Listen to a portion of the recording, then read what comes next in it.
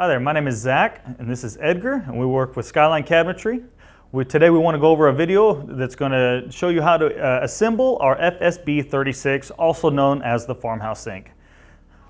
First of all, the first couple things that you'll need to assemble this cabinet is going to be a rubber mallet. You will need a nail gun and you will need a drill.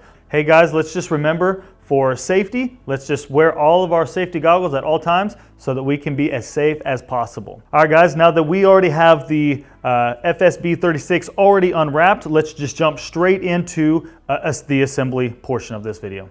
All right guys, so the first thing we're going to do for the FSB 36 is going to put the bumpers on the corners of the doors and then move on to the hinges from there. The bumpers are going to just keep us where we are level with the frame of the cabinet. So we want to go ahead and put them on now for when we do the frame next.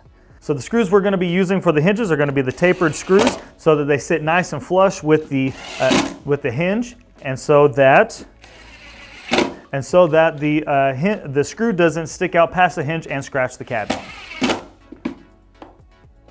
All right guys, so what we did next is we're grabbing the frame. We're going to then attach the doors to the frame of the cabinet. Let's make sure to grab our pan head screws, which are going to be just a little bit longer, roughly about 1 inch long, and we're going to line up the holes that are already pre-drilled inside the frame, and we're going to take those pan head screws and go ahead and attach the hinge to the frame. All right, now that Edgar is finished attaching the hinges to the frame, we are now going to be grabbing the L brackets. The L brackets are going to be, the back of the L bracket is going to be facing the groove so that the then side walls and bottom of the cabinet can be attached to the L brackets.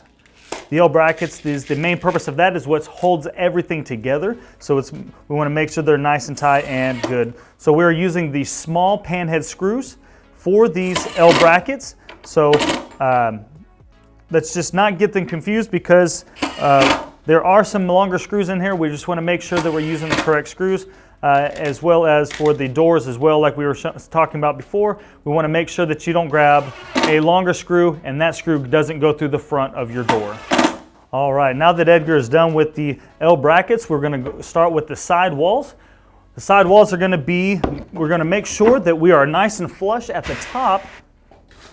And that is going to be, while installing, we want to make sure that they are flush because we can become unlevel at any point. But also getting flush at the top allows us to have our grooves line up at the side walls and at the bottom wall. All right, the first one is done. Let's grab the next one. Again, let's make sure we are flush at the top of the cabinet. Again, I want to touch on, we want to be very specific on getting the bottom or the top of your cabinets flush so that when you are installing, we will be able to have level cabinets. All right, now that the side walls are done, we're going to grab the bottom portion of this cabinet, making sure that all the grooves line up.